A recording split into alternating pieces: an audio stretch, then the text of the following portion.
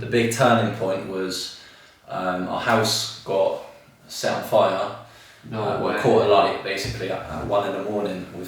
in my mum's room when she was asleep. My youngest brother was the only person in the house at the moment. At the time, he was 13. He said it was just like a wall of black smoke. My mum was unconscious because of the fumes. Yeah. So she was just passed out on fire basically. Yeah. I'm the older brother. I haven't got a dad. I need to know, right? Is my mum gonna die? She was like sad and just goes, her lungs are closing. So.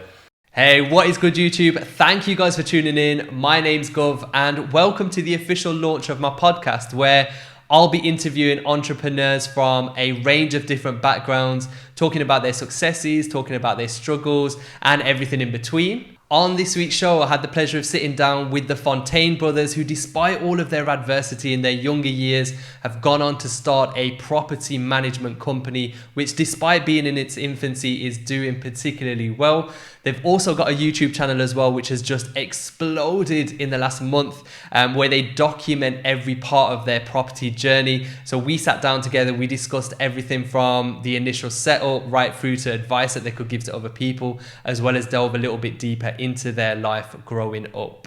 If you like the sound of that, please be sure to hit that like button. Please be sure to smash that subscribe button and turn on those bell notifications for more videos like this. But without further ado, let's just jump straight into the podcast. Enjoy the show.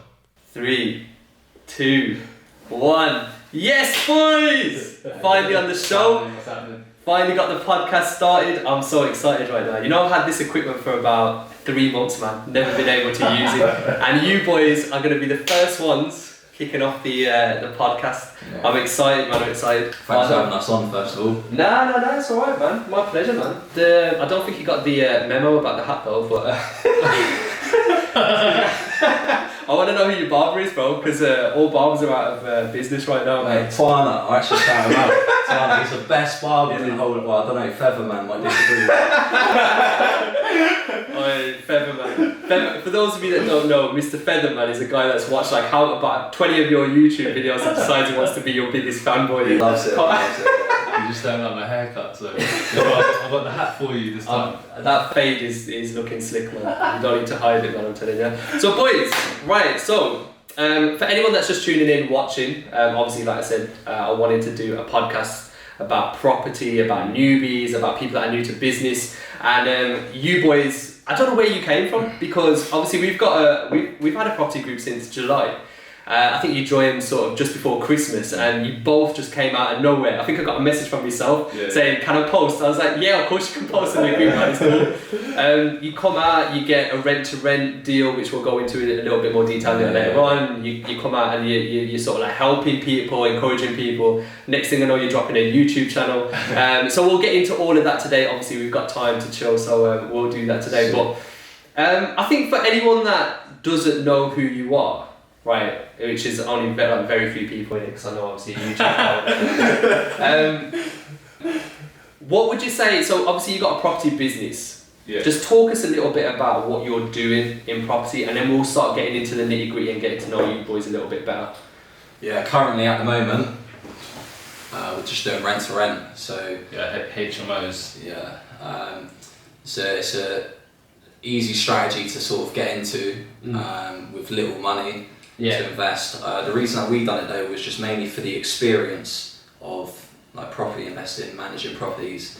Yeah, so we see it as more of a try before you buy, rather than sort of if I bought a HMO with having no property experience, and then I've got to pay for that mortgage for 30 years, and then it might have been the worst idea ever. But with a rent to rent, you have break clauses, so something goes wrong. Just give it back. Mainly just for learning and the whole experience. Really. You got to admit though, for something that you want to just do a try before you buy, it's like that's a scary thing to do, just to jump into like literally, okay, I want to try before you buy. All right, I'm going to get a rent to rent HMO. So for anyone that doesn't understand rent to rent, what is rent to rent in sort of a nutshell? So you take over control of somebody's property by using a rent to rent contract. So say for example someone has an 8-bed property, you could give the landlord a rent and guarantee it for say 3 to 5 to 6 years. They don't have to deal with tenants anymore, they don't have to deal with calls in the middle of the night, minor maintenance, stress, move the whole management part. Yeah. So what we do is we'll guarantee them that rent, and we'll rent out each room individually, legally with a legal contract, and keep the profits. Okay, so you basically, the agents hate when you say it in it, but it's basically like subletting, but legally. You're taking over. You're taking, the landlord's giving you permission, and for anyone that's in the property industry who might not be aware of this is obviously a strategy that's been going around for a while now. Obviously it's been around for years, but I think you see a lot of people that are new to the game seeing this as a sort of like a step up, a step into property when you haven't got the big. The council doing it for years. Take properties. True. I think that's an angle that not a lot of people see it as. But let me go back to the beginning. Let's just do a little bit of a rewind here, innit? Because like I said, for anyone that has either seen you, they'll notice that you just literally it feels like you started property yesterday and you guys are killing it. But let's take it all the way back, because obviously I know you guys have always had that sort of like entrepreneurial flair in it. You've always wanted or always had or tried to have businesses. So take me back to like your earliest like moment of when you felt like, okay, this is like a little mini business and you've got a little taste for it. So we were in school and we were just pretty much poor. We had like even our school uniform was from charity shops. All our clothes were from charity shops. We like my mum would go without food to make sure we eat sometimes.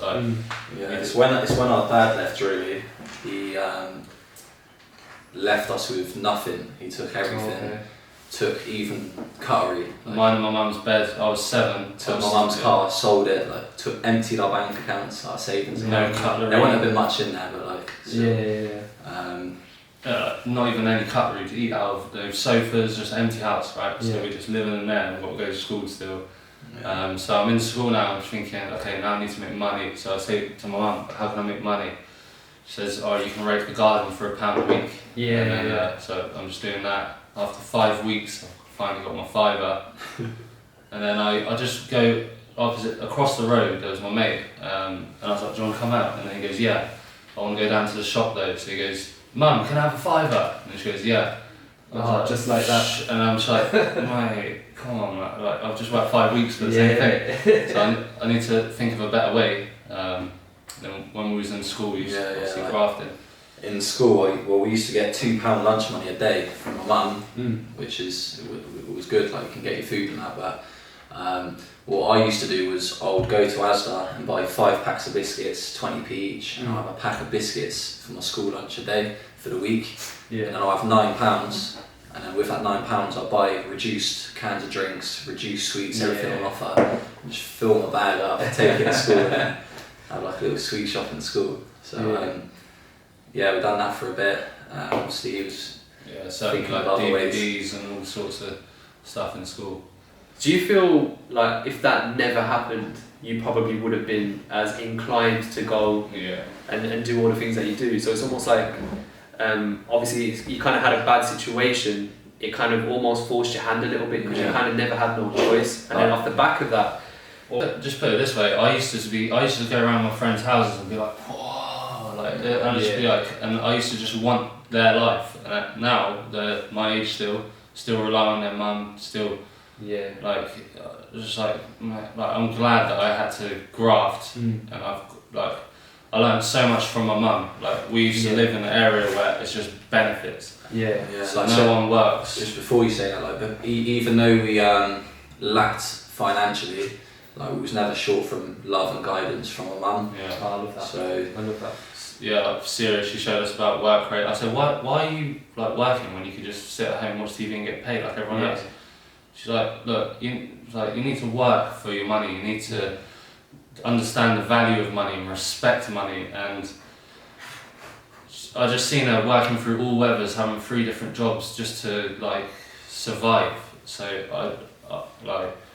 this is actually like so true. I never seen her like relax or sit down for 5 minutes. Like when I was a kid, that's not exaggerating. I've never seen her do it. So that's where we sort of the one thing that I would say, and you can kind of disagree with me, but I feel like this happens a lot when you're talking about like a lot of people that kind of like almost have their hands forced, but I feel like when you're in that situation, your life can go either one or two ways. You can either, like you said, you can sit back and you can give up, and even like what you were saying to your mom, you can sit at home and think, you know what, this is the best I'll ever have. Yeah. Or you can go out and you can go and try and do something, and that's what I see that you guys did from a pretty early age. Yeah, definitely. I remember saying as well at the newbies event, which was sick, by the way. Yeah, that was an amazing day. That was one of the best days of my life. But I said to you then that my mum had a picture on our wall with a finger pointing at us. Yeah. Like whoever looked at it, and it says two types of people in life: fighters and quitters. Yeah. Which one are you going to be? Yeah. And no one wants to be a quitter, did it? So You see, this is what I think for you guys. You may or may not see it, but you say that no one wants to be a quitter. You'd be very surprised at how many people in that situation would have broken and then would have gone down a wrong path. I do feel like this is a conversation me and you, both of us, we were all having a little bit earlier. We were talking about, are entrepreneurs born or are they made? And there's always arguments for both in it. So you'll see like someone like Gary Vee will say, well, entrepreneurs are born, there's a sense of genetics in that. Cardone will say the opposite. A lot of people say... So my thing is, like, if you was just, there's people that are born, they're just entrepreneurs. So what, you can just lock them up in a room and like feed them, and then when they're 18 they can come out and just they'll be an entrepreneur. Yeah. No, your life struggles and everything you go through in life changes your DNA, changes the way you think, changes how you are. Just like, so I think it's made. Yeah, like how you're brought up, your environment, what like you're surrounded by. So for example, you could have someone who's had everything given to them, like their parents, they want to do best for them, and they sort of spoil them. But then if something goes wrong, they don't have that hunger to, you know what I mean? Like go out there and get it themselves. Sort of it's weird that you say that, because I do feel like, and obviously I'm part of this generation whereby I feel like I have had it easy. And there's a lot of my friends have probably had it easy. Obviously we don't all share the same stories yourselves, because you kind of forced into a hand, you did well and you're doing well, and your futures are going to be amazing. But a lot of our generation are pretty much quite comfortable, do you know what I mean? So you almost feel like you lose a bit of that entrepreneurial flair, like, do you know what I mean? Like, you're not really forced to have to think outside the box, you haven't got that survival instinct kicking in. I started writing notes recently. Whenever I have a thought, I just write it down, and I might even try to get it up actually. I said something about what you were saying, how people get comfortable with where they're at, and a lot of people say how rich people, like a lot of poor people say rich people are selfish, when it's not the case. I mean, the more money you have, the more you'll be able to help others. So if you ain't really trying to make money, then that's kind of selfish. If you're happy with where you're at, when you can achieve a lot more, then that's being selfish. You're not really fulfilling your own potential. Well, you say that, but you're saying it in the context of when you do reach where you want to reach, you're able to give back, which is a nice little sentiment, to be honest with you, because you're not thinking about when I make 10 million, all of a sudden that's it, I can sit on a beach somewhere. You're thinking, okay, I can make this money and I can still give back, and then that's how, like... You just got to... I think the whole trap is like, I want to be financially free, so...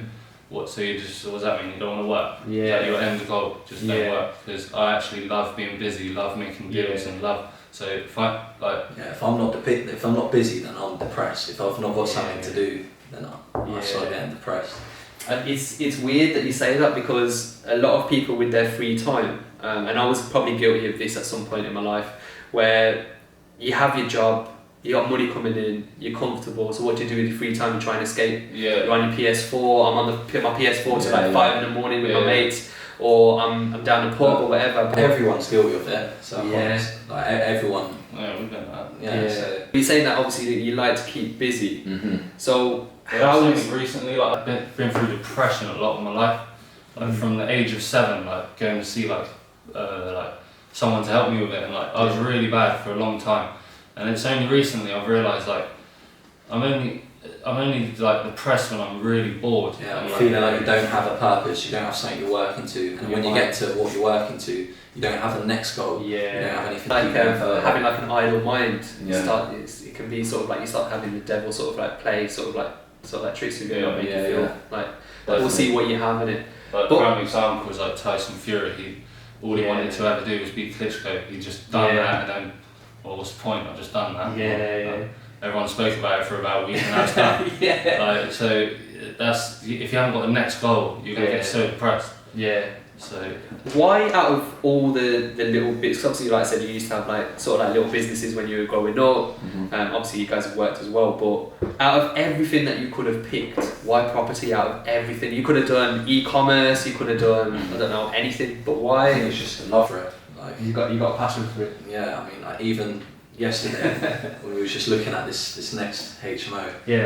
Like, I just love walking around it, seeing the work that's being done. I don't know, I just love all of it, to be honest. But not only that, it's like we actually sat down and was like, what are all the big companies that are doing that have been running for more than 10, 20 years? Like big insurance companies, like Prudential, McDonald's, like they are big real estate, man. They are real estate investment. Yeah. So that is what it, and obviously Grant Cardone, we just love Grant Cardone. I was actually going to ask you that. So who's like your motivator? Your Uncle G. Uncle G. Yeah. Honestly, like he's like it's like he is like an uncle, isn't it? Like, he is, mate. Yeah. Like, I think with I wanted to do it in a nice little like storyline, but basically I was working at a sales job and I felt like lost at one point. Like, what am I doing? And then I found Grant Cardone and I was looking at how to get better at sales and stuff. This is like 7 years ago or something, maybe like 6. And then one video that I seen just like, almost saw then, it just changed my whole mindset. And I felt like I found myself, and then I just started constantly trying to improve myself in sales. Watching the videos like religiously, buying books and then buying his training programs and stuff, and then just seeing the improvement and stuff. So you know, one thing I feel people underestimate just in life in general, I don't think sales is ever taught. People look down on it then. It's like the word landlord and salesman, like basically scumbag. It's weird because without realising it, some people are naturally good at sales. I feel like that's just their personality trait. They're just good at sort of like selling and getting people to think their way. But you underestimate how much of sales you need in everyday life. Like the fact that you needed sales as part of your job, but I know for a fact you probably would have had to use sales for your property business as well. Definitely, yeah. And I don't know if have you read Sell or Be Sold? I haven't read it yet. No, it's on my list. He says how sales is in every aspect of life. It doesn't matter if you're going for a job interview and it's nothing to do with sales, like the position you're trying to get. You've got to sell yourself to the interviewer. You want to get a loan from the bank, right? You're not trying to sell them a product, but you still need to sell them the idea that you can pay back the loan. So, and like everything. A 3-year-old will say, "Can I have some sweets?" Yeah, they're the best salespeople. They're relentless. and then they start crying and like just there's all objections. Like I was just like, no. Like this is my son, and then eventually you might just win. But like if like an adult would have said that, oh, can you buy this product off me? I went, no, they wouldn't. They would just be like, oh. Okay, then it's funny that you say that because I agree with that completely. As a kid, you don't give in to objection. Your mom says no, your dad says no, whoever says no, your cousin, whatever, you will just keep trying. But that persistence, you go to the weakest link in it. But as we get older, we care more and more about what people think. We care more about getting shut down, and we care more and more about objections. So when you guys are looking for your HMOs, which we'll get onto in a second, because obviously that was your strategy of choice, and you're doing pretty well on that. Obviously, you've got your own YouTube channel showing it as well, which is just crazy. And we'll put a link to that as well. But how many objections did you actually have to face before you even got the tiniest bit of a breakthrough? Because obviously I'm in the same industry as you. I know it takes hundreds and hundreds of phone calls to agents who just shut you down all the time. So what's it going to be? A bit surprised. How many calls did you guys have to make? 10, 20. Yeah. Did you really? We've had another company before where we had to call. Even in sales jobs we've had to work at, it's like calling 700 calls every day. That's insane. Getting 500 of those calls telling you to F off. That's and insane. And you've got to stay like positive. How do you stay positive though? Because a lot of people can be rude. I mean, all of us are probably guilty of it. You get a random salesperson ring you and you're like, well, why the hell are you ringing me? Do you know what I mean? Or an agent probably feels like this is the 30th call that I've had in the last 10 minutes. Like, how do you stay positive? You've got to, one, believe in yourself, and two, you've got to be different to everyone else that's calling. Yeah. If you want to get the yes out of them, don't be saying Like, the same thing. For example, me, when I'm on the phone, I don't talk like a salesman, I talk like I'm talking to you. Yeah, just natural. Yeah, and then, also, it's just maths and science. So, how many calls do you make a day to get 2 sales, right? And then you need to make those calls. And then the science is, how can I come around this objection? How can I do this? How can I do that? And then it's just maths and science. If you're getting the same objection every time and you're given the same answer and you're still getting rejected, then you tweak it a little bit and then, that one worked, and then... It sounds like you kind of have a little bit of a game plan, but then you're evolving this as you're going along. Yeah. So obviously with every industry you go into, you're changing it up. So it's not just straight phone calls. Well, now when you're in property, all of a sudden you get an agent say that we don't do subletting. So now you've got a different type of objection. So it seems like you guys are listening and then just readapting to it. And at the moment you've got 2 rent-to-rent HMOs. So as we spoke about before, obviously rent-to-rent is sort of like taking the property off the landlord and then sort of like renting it out and then giving them a fixed amount of rent per month. How have you found having, because you didn't just take on 1 property, you took on like 2 in like one go. Yeah. How was that? Because that's for a lot of people that would be massively overwhelming.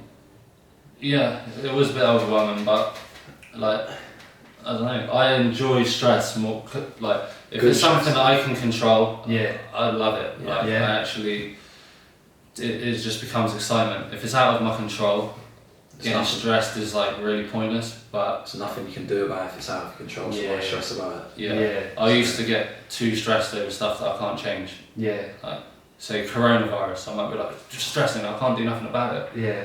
So why am I stressing about it? It's like, I can't. Yeah. Is it going to solve anything? No. But if I put myself in a like deep water, I have to graft to make this work, and if I think I can do it, but it's going to be a challenge, that's like fun for me. I can't.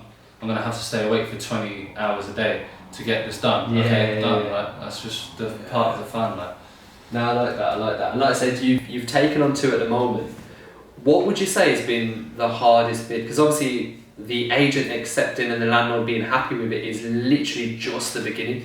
So then you have to start going in, you're doing, I think with your properties you did a bit of a refurb and stuff as well, didn't you? Well, talk us through the process. How did it go from landlord and agent being happy with it to where you are right now and trying to get it sort of tenanted and all, any issues that you've had in between? Yeah, I mean, we documented it all on the YouTube. Fontaine brothers. Hey, Subscribe. So like, the hardest bit for us was we got the deal, we got the offer accepted. But then there was a few things on the contract that we felt just needed amending, and then that's what took the longer. It took like 5 weeks before we actually signed the contract. Yeah. So that probably was the most difficult part, even though there was nothing that we could have. Yeah. So from when we took the keys, first day we went in, and there was just a load of old furniture. Just what did you do? Just smashed it to pieces. Some of it, the landlord could have moved to another property, so we kept all the like good bits that we didn't want, but he could still use. But like as soon as we got the keys, we went around the properties and we was just like looking at all the furniture, like, right, this is how this room's going to be. That's got to go. That's got to go. We're going to get anything, a new bed there and everything, and then we massively underestimated how long it would take. Yeah. So now we know for the next deal. Okay. Check everything in the viewing. Yeah. How long will the skirting board need painting? Yeah. Am I going to pay for someone to do that, or do I want to do it? And how long is it going to take for me? How much did you do yourself versus outsourcing to someone else? You literally did all of it yourself. The thing that we outsourced was like, ring out a couple of friends. Look, do you want to come up and see this house? Like, and then just like, do you want to help us? Just cashing in some favours. I guess you kind of have to. I mean, obviously when you start scaling up to 100 and 150 whatever properties, it then becomes, to do it yourself then becomes impossible, isn't it? So when you first ever won, you're literally doing everything yourself. Were there any lessons that you learned from doing it yourself? Don't do it yourself. Don't do it yourself. I'm joking. Like if it works with your budget to get someone to do it, then do that. Yeah. Do it. And if it doesn't work, then just don't do it. But what's some good like little gems that we learned? like from just doing it ourselves. Checking everything in the viewing beforehand. Yeah. So then and working out how long it's actually going to take, because we thought we had the 2 properties, we had to paint every single room, 15 rooms, and we was like, we'll get both of them done within 10 days, and then it's 10 days. Yeah, with all the furniture, painting the skirting boards, they need 4 coats on it. You got to wait for the first coat. 15 rooms, and like just putting 15 wardrobes together takes like a day or 2. Like, well, I guess that comes back to taking the plunge, learning and then adapting and taking that lesson for the next one. Because I think a lot of people want to jump into everything and just want to do it right first time round, but the fact is, like you said, you underestimated how long the works would take, but you take that lesson and you do it to your next one. Now you guys are looking to get pretty much a third one now, aren't you? Yeah, just so those 2 are next door to each other, and now we're going to take another one next door. So they're literally like 3 in a row. Yeah. And so this one's a lot better. So what I would say if I wanted to do it better next time is get more bathrooms or en suites. Yeah, it needs to be a good ratio between and also people going to be sharing that bathroom, how many people going to be sharing that kitchen. How have you felt service accommodation's been affected versus sort of like your HMO? Have you still had sort of like tenants, obviously with this whole virus going on, so have you still had like tenant issues or anything like that? So we had tenant issues only because we had so people from Newcastle coming down to work there, and at the time that's fine. Contractors want to go there for 6 months, but we didn't think like, okay, that's the same as SA really, because if they lose their jobs, they can't stay there. So, but normally in a HMO, like you're still going to need a place to rent. In a recession, it's going to be harder to afford a flat. So you might end up having to go to a HMO. It's just the rents are probably going to go higher in HMOs in a recession because the pound always gets devalued. But yeah, so that's how I was looking at it back then. Have you had any like proper like troubled tenants or anyone that you've had to like evict or sort of like any issues? 2 people, but their contract was finishing anyway. Also made it a bit easier. Because I think for anyone that's going, just from like sort of a point of view of sort of a newbie, because a lot of us started off as property newbies, you kind of get, and I might be wrong, but I know it probably represents a lot of people, you get sucked in by the potential money and cash flow and forget the work that it takes just to get it to that point. So you might have a HMO that once it's fully tenanted, you've got making it say like £1,000 a month just for randomness sake. But then you forget all the work that goes in then obviously listing it, and then obviously having tenants, which obviously for anyone that deals in a business or has a business that deals with people are like quite fussy in the world that we live in now. You could have an Amazon order and it comes like half an hour late, and that's it. It's getting like 1 star. Do you know what I mean? It's mad, and that could have been like next day delivery or same day delivery. It takes so much effort to put a 5-star. I know. You can't just give it anymore, really. But then to have people as the end sort of like product who are naturally unpredictable. It can be quite difficult. You don't know if that person going in there is going to wreak havoc with other tenants, whether they're going to start doing dodgy things like, I don't know, start a drug den or do anything illegal. The best thing with tenants is just to always go with your gut feeling. So is that something you've ever had to do, or? Well, we went against our gut feeling with the 2 people that we ended up having to evict. But this is because of pressure and emotion, because... But yeah, basically we've been in plenty of situations before where we've been homeless, and these people that wanted to move in would just move to Southampton, and they were looking to get work there. They couldn't get anywhere else to stay because they need a reference, but they don't have a reference and stuff. And I just sort of said to them, look, I've been in that situation where I'm struggling to get somewhere to live. So you're sleeping in your car. So. But like that comes. It was a bit more of like emotional decision as well, because we had the money to pay the rent, but we thought, well, we haven't got any tenants, and it's taken a lot longer for us to do up the property. So now we need a tenant, so let's just get these lot in. But they ended up just taking absolute piss. What were they doing that was sort of like? Right, so there's like coronavirus times, they're bringing like 20 people in, kids, just like scaring all the tenants, like loud music. Did you get other tenants complain directly to you saying like, look, we've had enough, like, did anybody leave off the back of them, or were they just complaining to you saying that this needs to be sorted out? They were just complaining, because it was a time where you can't even leave your house, so if they're bringing all these people out, they're blaring music, they're just like screaming. What? Because you mentioned something there, Dylan, that you went against your gut feeling. What was it that was just getting you to think like this is not? Were there any signs, or was there anything that was just like, or was it just well, mate, if a tenant's not got a job, they haven't got a reference. Yeah. They're not going to have a reference for their previous address. Yeah. Like, it's like alarm bells type of red flags everywhere. Yeah. Like, from after speaking with them and stuff, like I thought, Give him a chance. yeah. It reminded me of us a little bit. So Yeah. But like, even when we went to evict him, I'm just like, alright, so I evicted one of them, and then I need to tell the other one. I was like, right, can you bring your mate down? And then he brings down someone that I've never seen. No way. I was like, who are you?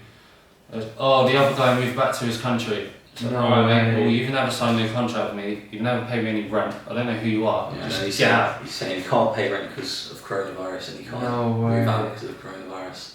So just look for a free place to stay, Pretty basically. much, Knowing that you weren't going to be So around to check what it. do you think of, like, get out? Yeah. How far is your current HMO from where you guys are, by the way?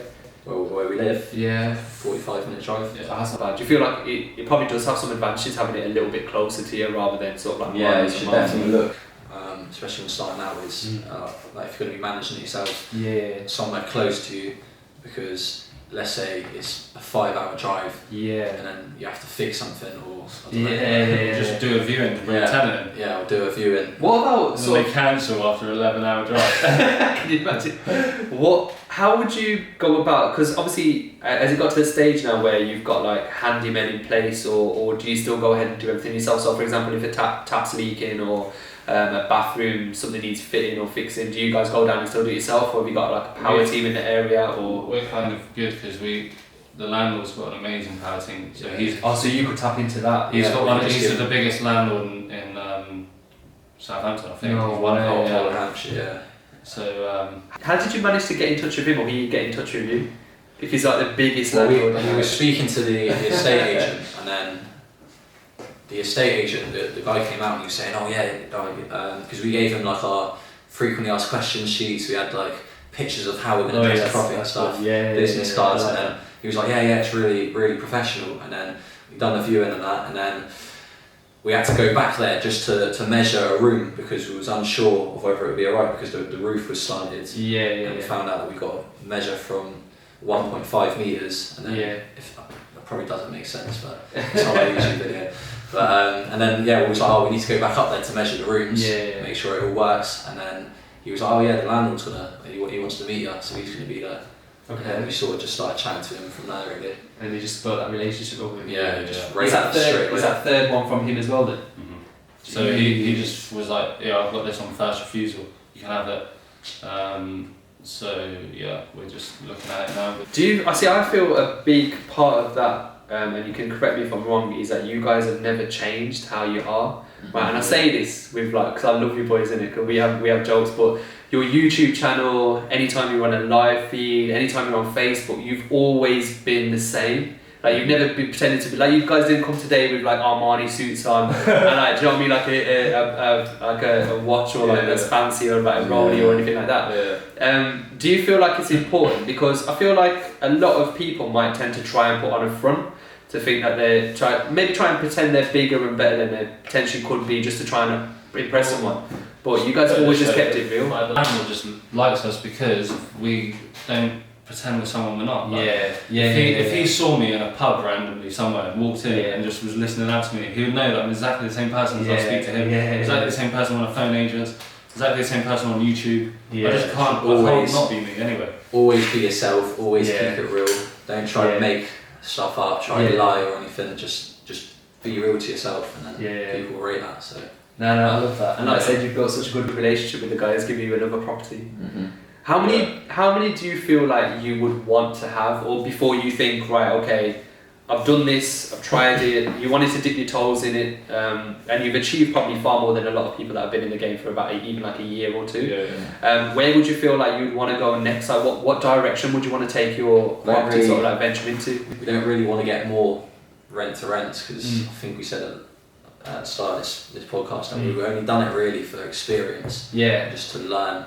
Because we will eventually want to start buying property, but we don't have to necessarily use our own money. So that's like, why would I spend months and months and years just trying to build a rent-to-rent company, and then like by the end of like 5 years I have to return the companies or they return the properties, and like in that time they would have just gained capital growth and all sorts of things. So you kind of touched on something there, that you want to sort of like raise money. Yeah.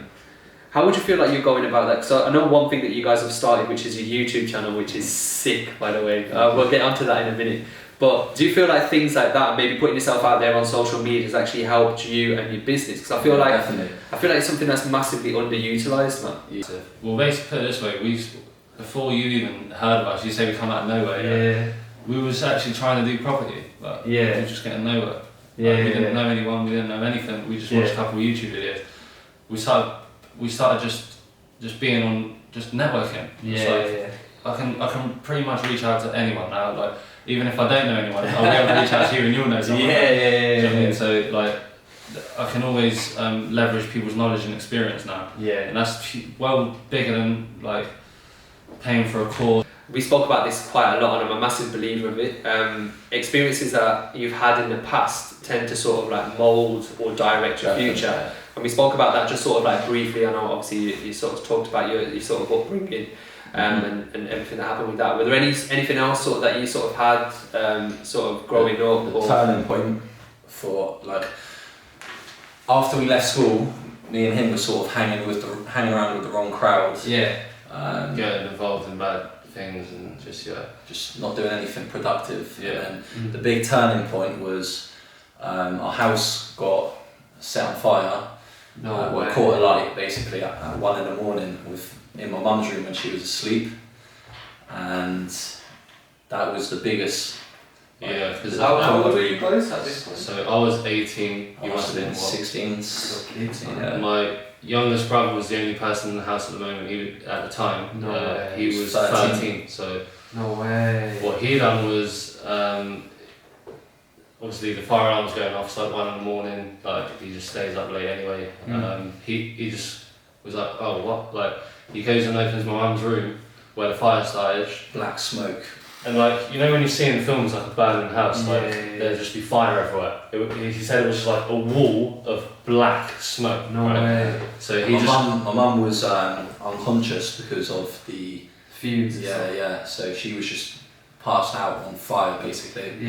And I don't know how my little brother done it. I don't know how he could think like that from that age. Plus he's got like 3 or 4 seconds to do it. Yeah. What he done was he grabbed my mum and he like had to drag her out of her room with her head on the floor because he knows smoke rises, and then dragged her to his room, stuck her head out the window, tried to get her to breathe for a bit before he had to walk her through the fire. And you know what's crazy about that, and you just said it there, like when you're in a situation like that, you literally have split seconds to make decisions which are like literally like life and death. But to put that responsibility on a kid that's like 13 years old, and then to see your mom like that, your first instinct would be to panic. But he's just like, he's cool as a cucumber, this guy. He's my little, I don't know why. But like, he phones me. It was my missus's at the time's birthday. So it's 1 a.m. I finally get to her house. We were having a drink, so I'm drunk. And I get a phone call from my brother. There's a fire in the house. I was like, put it out, mate. Put the phone down. And he phones me straight back. He's like, it's bigger than the house. I was like, what? No way. Yeah, and then I was just like, what are you talking about? And then he's like, yeah, I think mum's going to die. And I was like, instantly sobered up. Ran out of my house. Went to like this pub called Yates, and I was like, I know someone in here, and then because I was local, and then I was just like, oh, where's my mates? I need to get a lift. One of my mates was like, jump in a taxi, say that you're going to pay for the taxi with the money from your house, and then when you get to the house, there's going to be fire, so he's not going to want to go in the house and get the money. So I just jumped a taxi to the place, obviously just trying to be calm, you know, the guy's making like small talk with me, I was like, thinking my mum's dead. I get there, start to try running the house, ambulance people, the fire brigade like, don't go in there. I was like, oh, my fucking mum's in there. They said no, she's next door. I go in there, she's like completely like pitch black with like smoke, got no skin on her. Completely off. Yeah, and they're spraying disinfectant on her, so she's screaming, and I was like, whoa. And then she goes into the ambulance, and then I'm like, right, I'm coming with you, Liam, come, and then like, you're only allowed one person in the ambulance, right, so I'm going to have to jump another taxi to the hospital. But I say to the nurse, I said, look, I'm the older brother, I haven't got a dad, I need to know, right, is my mum going to die? She was like sad and just goes, her lungs are closing, so, you know, gave me a hint. Yeah, she was like, basically, yeah. Jeez. So I'm thinking this now, and I'm like, I've got like hardly any money left. Just got a bit of money from saving, and then so my youngest brother had no clothes, no nothing. We like, and I couldn't phone social services because I didn't want us brothers to get separated. I didn't want us to get sent to my dad. So I'm just like trying to find a place to live, try to make sure he gets food, clothe him, you know, send him to school, which, you know, I didn't really do. And also, like, when the whole thing was happening, I would see some of the mates and stuff, and everyone knows about it, and like, you never think it's going to happen to you, something like that, and then it does, and then, but you've also just got to crack on as well, and a lot of people used to look at us weird, like, how are they dealing with it? Like, did you feel like... You know, like, we just still smile, you know, we could... Did you feel like you had to do that to protect the people in your family, so that your mum didn't know it was affecting you, that your little brother didn't know it was affecting you, or not to show other people as well? To say that, like, look, obviously inside you must have been sort of like hurting, but you just put a front on just so that... Definitely, but I think it also goes back to...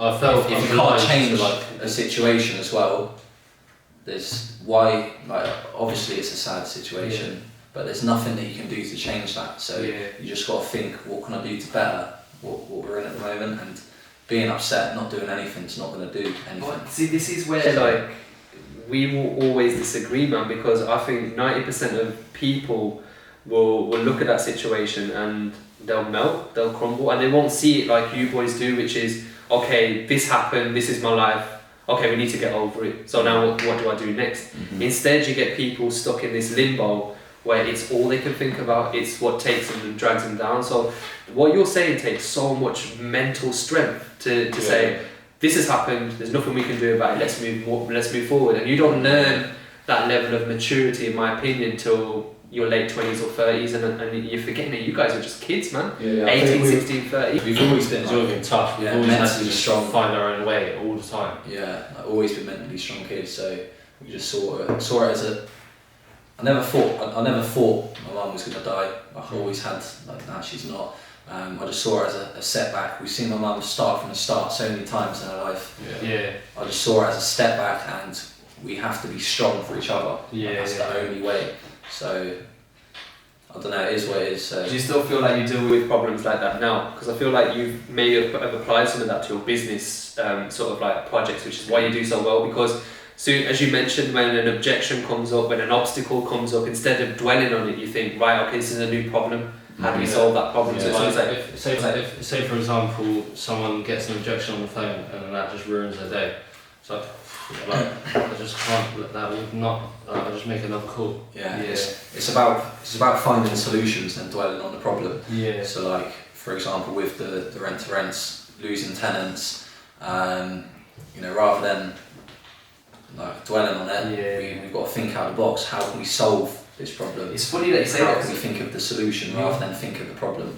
I was watching a podcast with obviously Joe Rogan, and he's a king of podcasts.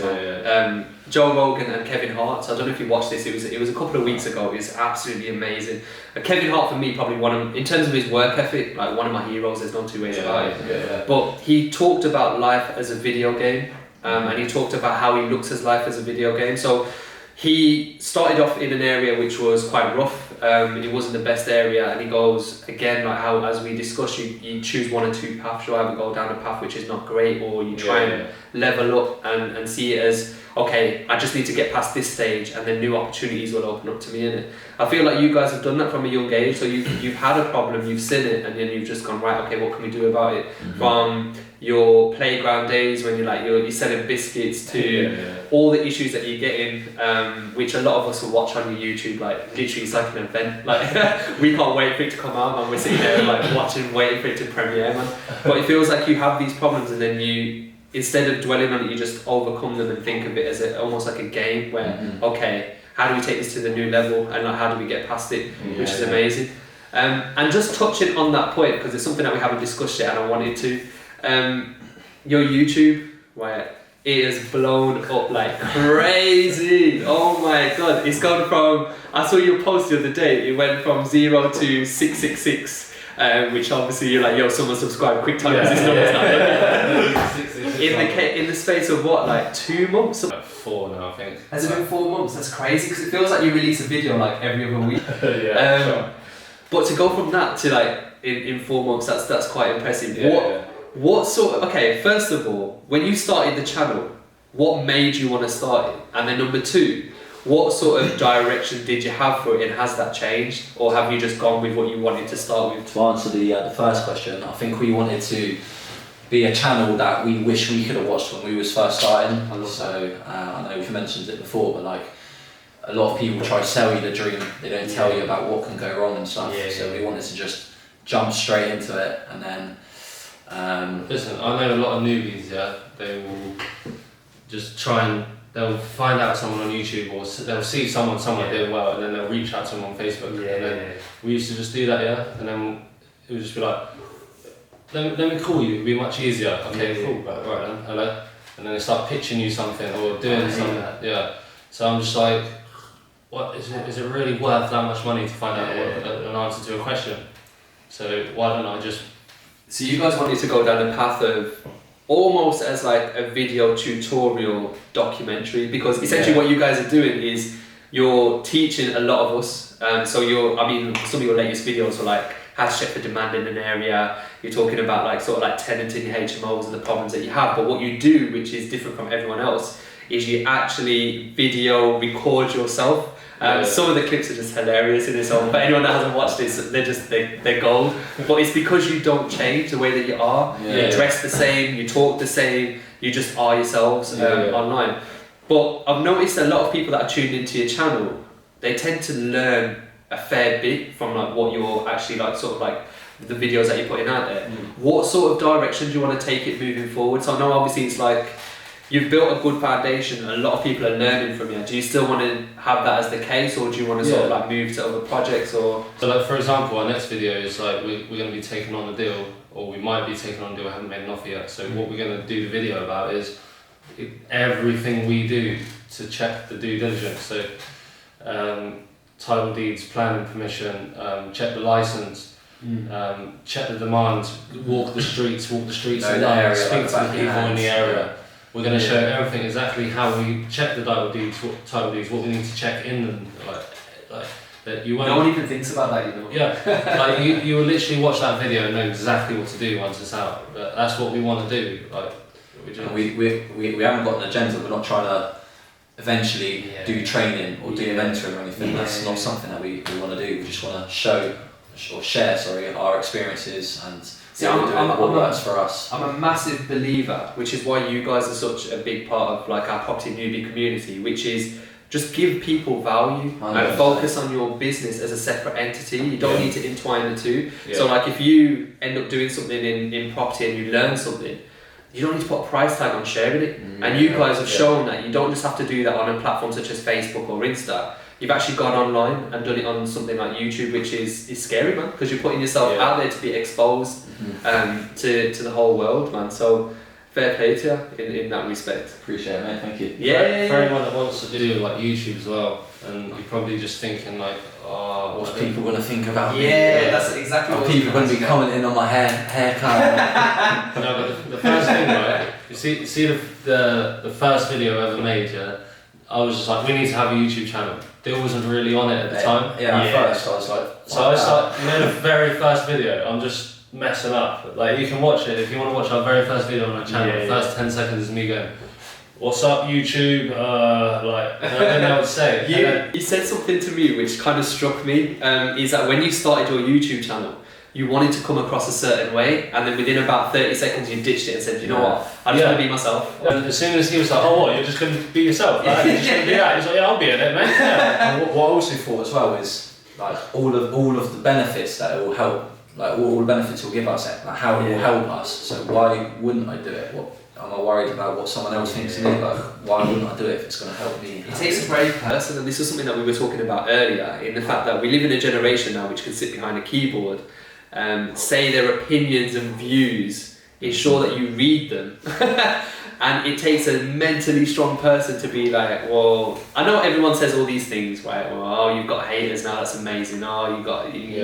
But in all honesty, that means nothing, because the comments that people leave are still going to affect you, and they're still going to be hurtful. But for you guys, how do you handle that? Because property is one of those things now. It's coming under the microscope, isn't it? I think at first I couldn't deal with it very well, because I'm from a background where if someone mugs you off, you ring them or meet them, right, and then you settle it, right, like, however that would be done, like just a chat or anything else in this case. But if like you, if I'm just online now, it's a new thing for me. I'd never been online 6 months ago.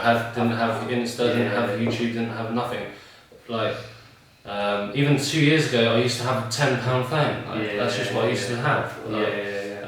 But so I've never really experienced someone being just completely lying about me, and I can't do anything about it. I just have to sit there and be like, oh, alright, well, I just got to deal with that. But it's like, now it's just like, basically from speaking to you, mate, like, you sort of told me just like, it's like, it's just like, if you're going to grow in business, it's going to come. So you have to learn to deal with it. Like, I think the biggest example is one of your idols is Grant Cardone. How much hate does he get on a daily basis? And he loves it. He loves it. He gets paid more. He thrives off it. Do you know what I mean? But the reason I say all of this is because I made some crazy mistakes when I was starting out. And what's endearing about you boys is you've only really jumped on social media recently. You're not guys that have had Facebook since it started, or like we had Facebook years back. There was just messaging family that's in France, and do you know what I mean? So it's never been like how we're doing it now. Post or do you know what I mean? But then to transition it to come across and create almost a personal brand whereby you're just being yourselves, and then you're trying to relate that to property as well and building the two together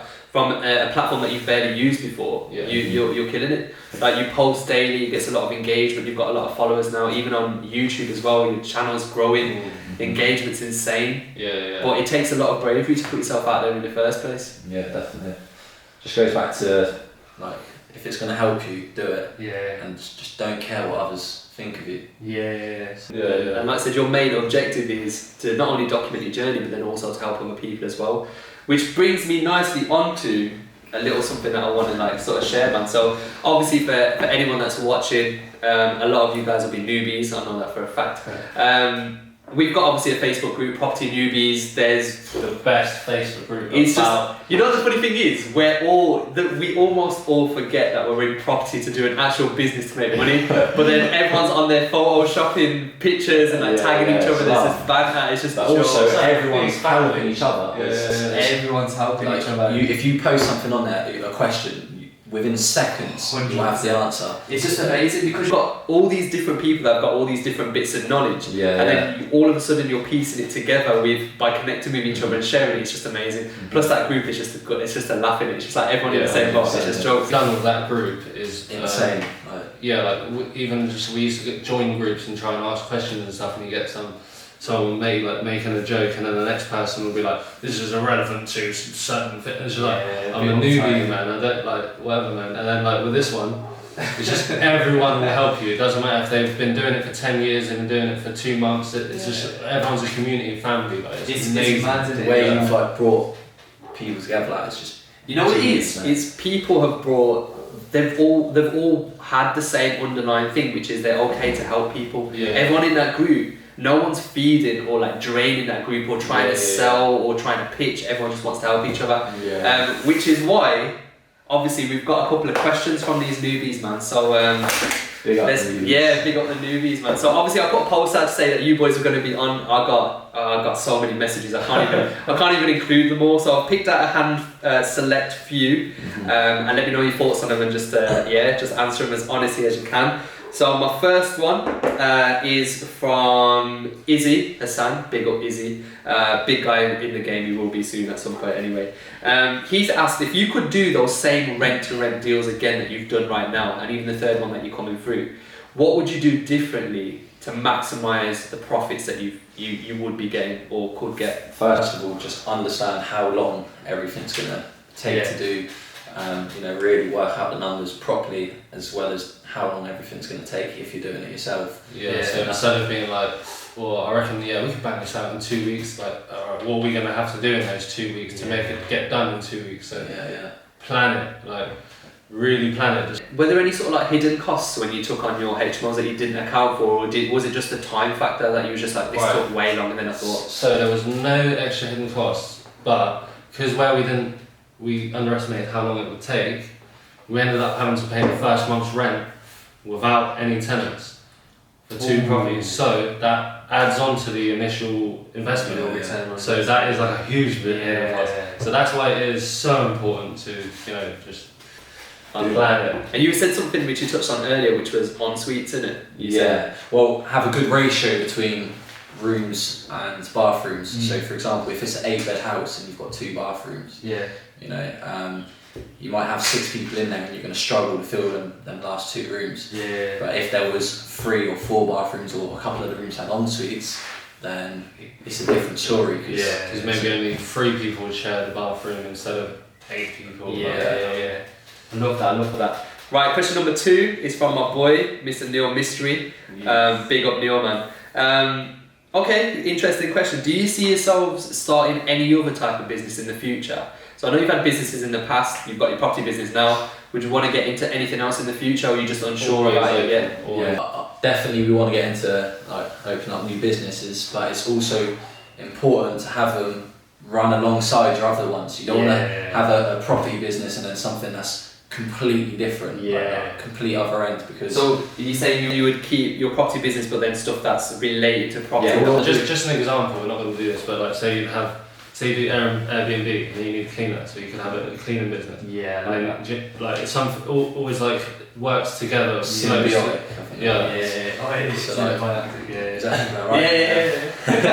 So it's important to have it, because if they're two completely different things, and then you've done this business and then you're focusing on that one, then all your attention's not going to be on this one anymore, and then that might start going downhill. So it's good to have them all.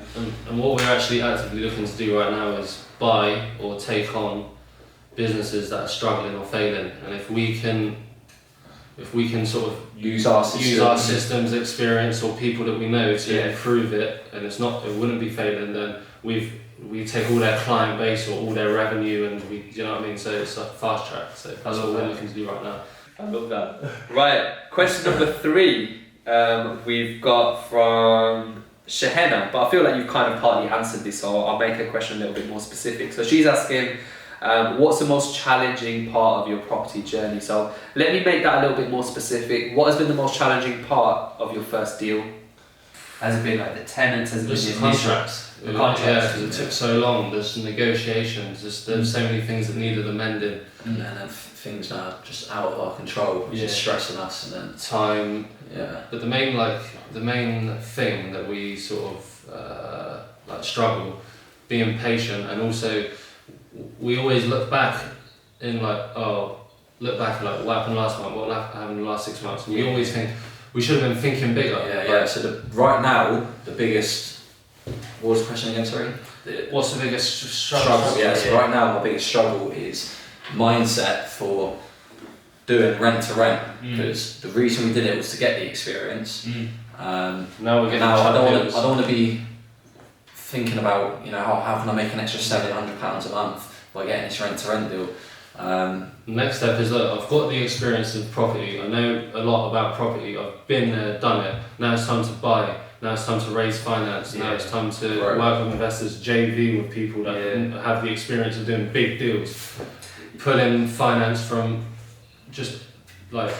So a bit of advice for newbies, if you want to get started in rent to rent or whatever it is that you want to get started into, you need to know why you're actually doing it. Why do you want to do it? So if you're wanting to get some rent-to-rent HMO deals because you want to be financially free, then you won't be, because you got to do work. So loads. If you take a property off a landlord, you're just making it a passive income for that particular property for the landlord.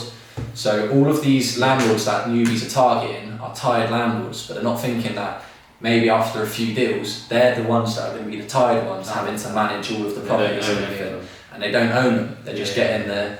You're basically just switching one job for another job, exactly. Which probably a more stressful job at that. Don't get me wrong, I can't have a job. Like if someone says, if I go to the toilet and someone says, mate, you didn't go on your toilet break, I'll say, I'll go mental. Yeah. So like I would rather, I can't be spoken to like that. So I would rather work for myself, and it is a lot better. Yeah. But it's not financial freedom. But would you say, because I've noticed this, and a lot of people don't always see this, is that you actually work longer hours, or harder hours, for less money when you work for yourself, for a long time. Yeah, hell of a long time.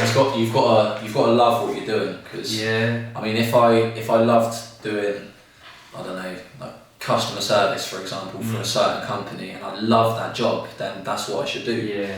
But if that's not for me, then you need to be doing what you love doing. What's it like working as brothers, sort of like together? It's like, good. Because do you guys bounce off each other, support each other? Because a lot of people are doing it on their own. You find it better working together, or so like we don't really have roles, but it's like you've got different strengths and different weaknesses. Yeah. So like, I'm really bad at just organisation, anything like that. But I'm really good at just constantly thinking about the next step. And without him, I wouldn't be able to hold it all together. Because I'll just sit there thinking of new ideas, not doing anything. Like I just think of the ideas and then we just graft together. So, right, I've got two more questions. Although I don't know if you've done this with your last deals, but Nishan's asking, what's the best way to go like direct to vendor? Have you done that yet? Or if you haven't, what advice would you give from what you know so far? Right, so with our the two deals that we got, we didn't go direct to vendor, so I feel bad saying this is what I would do if I haven't done it, but like, we went direct to the landlord once we spoke to the agents, because the landlord actually owns the agents. But now we go direct to the landlord, and I think the actual truth of it, it's going to sound like, oh, that's a bit of not a good answer, but it's just be honest. Like, just be honest. Like, the landlord will respect that so much compared to if you tell him some impressive stuff and then he finds out, like, oh. So man. Okay, so pretty much just be yourself. Yeah, be yourself. If he needs advice on sort of like platforms and stuff, he can jump on the group. We've got threads for days on terms of like how to actually reach out. Think outside of the box. Don't do what everyone else is doing. Because like, for example, like colourful envelopes to that's crazy. Like loads of people are just doing it, and then like you go view an empty HMO and it's just covered with letters on the floor. Coloured letters. So you think, is that really standing out anymore? It starts to become an effect. You just always got to be trying to think outside the box. Always consider yourself as a property newbie. Even if you are an expert, there's always going to be a trick that you're missing, or something changes and then someone's going to overtake you. You've always got to consider yourself as there's things to learn. Some random 17-year-old might have an amazing idea that someone who's been in the game 40 years might be like, oh yeah, I could do that in my business. So if he goes, oh yeah, you're only 17, like, what's your GCSE results then? But what you were saying with the newbies group, there's loads of stuff on there, so shoot everything you need. Just like what's that thing on the file? Is it? Yeah, so we've got a unit section where units. Which I'll drop this video under there, snippets of the best bits in it. Just a bit where you said it was going bold. Question to you both is, do you have any advice for any sort of like newbies that are just starting out in property or business or in general? What I said earlier about know what it is that you want to do, know your reason for getting into property, know your reason for getting into rent to rent. If it's going to be, like we said, if you want to be financially free, and you're targeting these tired landlords, and then now you're taking on all the responsibility of managing the property, eventually you're going to be that tired person. Just think logically. If that landlord is been doing it for so long and he doesn't feel financially free, how's taking on his problems going to make you financially free? Yeah, true. Right. So, but like, like we do it for cash flow, we do it for experience, we do it for, you know what I mean? Like, we don't really care about just being like financially free. Why would you want to be financially free as well? Well, for me personally, as I said earlier, if I've got nothing to do, no purpose, then I'm getting depressed.